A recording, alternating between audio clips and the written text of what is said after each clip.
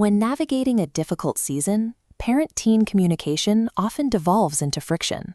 Defenses go up, words clash, and two people trying to resolve a problem end up speaking over one another, creating noise instead of clarity.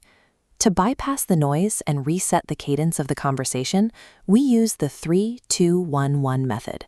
This metronome represents the structure. It divides a brief 15-minute conversation into specific blocks of time, assigning strict rules to the speaker and the listener. Shifting a relationship from conflict back to connection requires deliberation. Relying on spontaneous emotional reactions often leads to circular arguments. A structured framework removes the pressure of the moment and replaces it with a predictable path forward.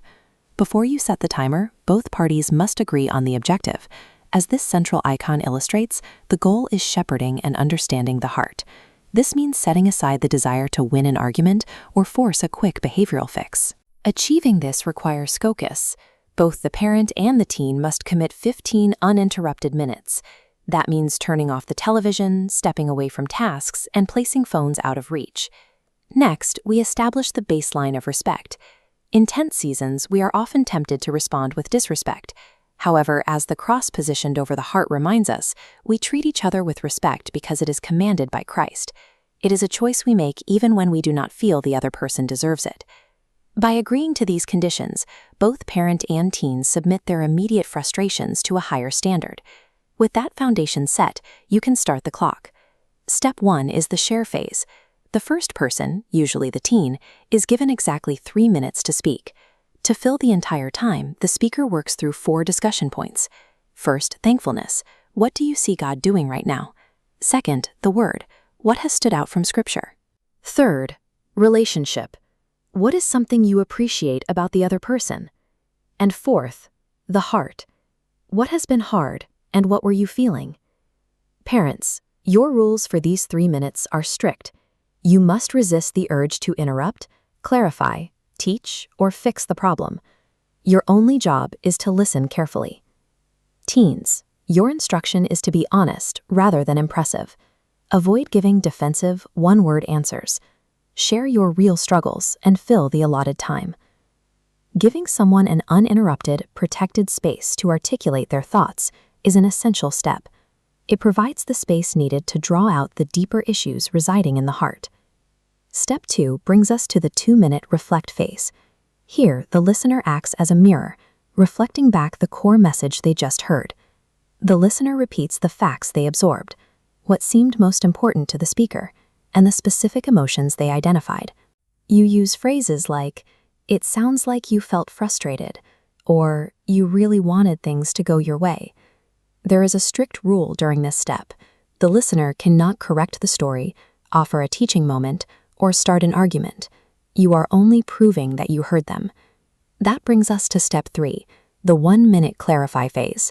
This is where the original speaker fine-tunes the reflection. If the listener missed a detail, the speaker gently corrects the misunderstanding. They can say, "What I actually meant was," or add missing context to ensure the listener's reflection is accurate. Taking the time to reflect and fine-tune builds trust. It proves to the speaker that the listener cares about understanding their perspective, rather than just formulating a rebuttal. Step 4 is the final minute of the first cycle. The person who was listening now prays aloud regarding what was just shared. This prayer includes 3 specific components: thanking God, acknowledging the specific struggle shared, and asking for divine help for the heart. Once the prayer concludes, the clock is reset and the roles are reversed. The parent now takes their 3 minutes to share, and the teen becomes the silent listener. Swapping positions models mutual humility. It demonstrates to the teen that the parent is also processing life biblically, and that both parties rely on God's grace. After both the parent and the teen have completed their full 15-minute cycles, you move into the heart work phase. You gently ask each other diagnostic questions. What were you wanting most in that specific situation? And does God call that specific desire good? To realign those desires, we use the framework found in Ephesians 4. As this table shows, we identify what to put off and what to put on.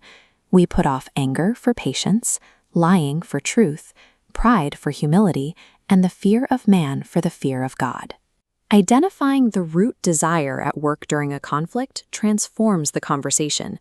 It moves the focus from surface-level behavior toward actual spiritual growth. Completing this cycle provides a path away from destructive arguments, pointing both parties toward the Good Shepherd. This entire rhythm is guided by the instruction of James 1:19. Let every person be quick to hear, slow to speak, slow to anger. To make this tool effective, you must practice the rhythm during peaceful times.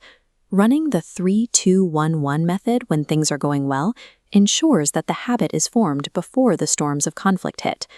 Ultimately, this process reminds both of you that you are not adversaries. You are teammates, learning together how to follow Christ. Committing to this structured communication rhythm provides a framework for growing in harmony, respect, and trust together.